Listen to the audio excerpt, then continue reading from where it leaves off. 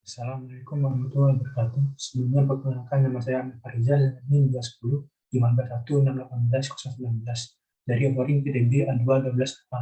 Kali ini saya akan mempresentasikan tentang karakteristik material bahan mata kuliah mekanika bahan.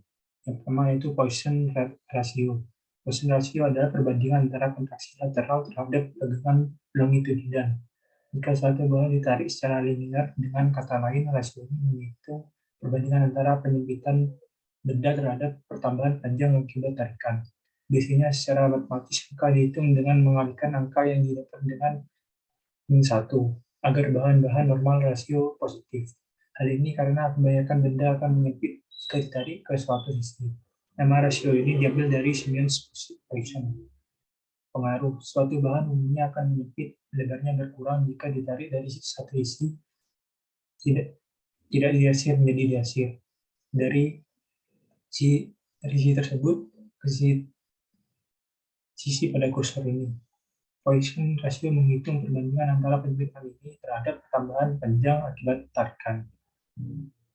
Contoh perhitungan, sebuah batang baja dengan E yaitu 203 Pascal dan V yaitu 0,3 untuk diameternya yaitu 15 mm. Cari perubahan dari batang jika diketahui yang bekerja yaitu 20 kN dengan sigma F yaitu 0 dan N plus 20 kN. Pertama yaitu normal stress. Dapatkan hasil yaitu untuk normal stress yaitu 0,000566 mm dengan perhitungan yang ada. Selanjutnya lateral strain atau perubahan diameter. Maksudnya yaitu V sama dengan min sigma lat sama dengan sigma in J sama dengan 0,3. Diketahui sigma lat yaitu min 0,000169 mm per mm. Dan sigma lat yaitu delta D yaitu sama dengan DO sama dengan min 0,000169 mm seperti yang sudah pada perhitungan di atas ini. Untuk selanjutnya sigma D didapatkan hasil DF sama dengan DO, yaitu DF yaitu sigma D ditambah DO min 0,02547 mm ditambah 15 mm didapatkan hasil 14,997 per 5 mm. Selanjutnya modulus elastisitas. Modulus elastisitas adalah angka yang digunakan untuk mengukur objek atau ketahanan bahan untuk mengalami deformasi elastis ketika gaya diterapkan pada benda. Benda kaku akan memiliki modulus elastisitas yang lebih tinggi. Modulus elastisitas yang dirumuskan dengan yaitu tegangan sama per regangan sama dengan F per A sama dengan delta X per X. Selanjutnya sama dengan Fx sama dengan A delta X. Untuk ilustrasinya dapat dilihat pada gambar. Pengaruhnya, modulus elastisitas dapat kita pahami hubungan antara nilai modulus elastisitas bahan dengan kekuatan elastis. Bahan adalah semakin besar modulus elastisitas bahan, maka kekuatan elastis bahan semakin besar pula. Hal ini karena semakin besar pula gaya yang bisa diterapkan sebelum benda menjadi tidak elastis dan patah. Contoh soal sutas kawat panjangnya 50 cm dan luas penapang 2 cm, maka sebuah gaya 50 N bekerja pada kawat tersebut sehingga kawat bertambah panjang menjadi 50,8 cm. Hitunglah regangan, tegangan, dan modulus elastisitas. Ketahui yaitu I0 yaitu 50 cm dikonversi yang di 5 kali 10 min 1 mm. Selanjutnya yaitu delta I yang didapatkan hasil 8 kali 10 min 3 mm. A-nya yaitu 2 kali 10 min 4 mm maka 2 dan F-nya yaitu 50 Newton. Dari perhitungan didapatkan regangan yaitu 1,6 kali 10 min 2 dengan rumusnya yaitu delta I per IX. Untuk tegangannya yaitu dengan rumus F per A didapatkan hasil 2,5 kalikan 10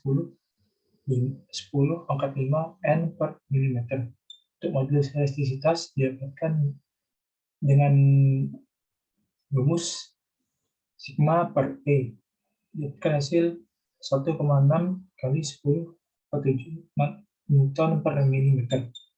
Selanjutnya, Hooke's Law.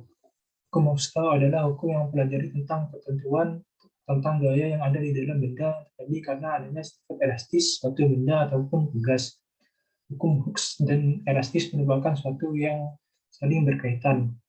Hukum Hooke's merupakan hubungan antara gaya yang bekerja pada tugas atau benda elastis lainnya agar benda tersebut dapat kembali seperti semula.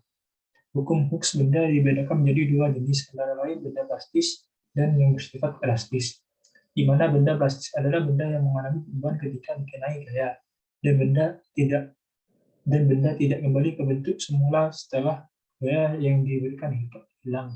Sementara benda elastis yaitu yang mengalami perubahan ketika dialami gaya dan kembali ke bentuk semula setelah gaya hilang. Terdapat bunyi hukum Hooke's yang berbunyi, jika gaya tarik yang diberikan pada satu batas tidak melampaui batas elastis bahan, maka pertumbuhan panjang bagas berbanding lurus atau seimbang dengan gaya tarik. Secara sistematis, hukum Hooke's dirumuskan F sama dengan min K kalikan delta X, di mana F gaya luar yang diberikan, K konstanta bagas, dan delta X yaitu pertumbuhan panjang. Untuk ilustrasinya dapat dilihat pada gambar. Pengaruh suatu bagas jika ditarik oleh tangan, maka akan terasa tarikan dari bagas. Jika bagas ditekan oleh tangan, maka kemudian akan terasa adanya dorongan bagas. Hal ini dinamakan gaya pemulihan, yang artinya kekuatan yang bertindak untuk membawa ke posisi seimbang. Untuk contoh studi kasus yaitu shockbreaker, kendaraan yang menggunakan pemanfaatan bagas. Ketika kendaraan melaju di jalan berlubang, maka bagas akan bekerja sehingga dapat meredam guncangan pada kendaraan. Selain itu, bagas dalam kendaraan berfungsi untuk menjaga kestabilan ketika sedang bermanuver, contohnya saat berbelok dan melaju kencang. Selanjutnya, contoh perhitungannya. Sebuah bagas memiliki satuan pertambahan panjang 0,25 meter sesudah diberi gaya. Bila pada bagas dituliskan 400 Newton per meter, berapakah gaya yang dikerjakan yang diberikan pada bagas tersebut? Diketahui yaitu delta X sama dengan 0,25 meter dan K-nya yaitu 400 Newton per meter. Dijawab yaitu S dengan min K kalikan delta X sama dengan min 400 kalikan 0,25, didapatkan hasil min 100 Newton. Didapatkan gaya yang diberikan pada bagas itu min 100 Newton. Sekian presentasi dari saya. Wassalamualaikum warahmatullahi wabarakatuh.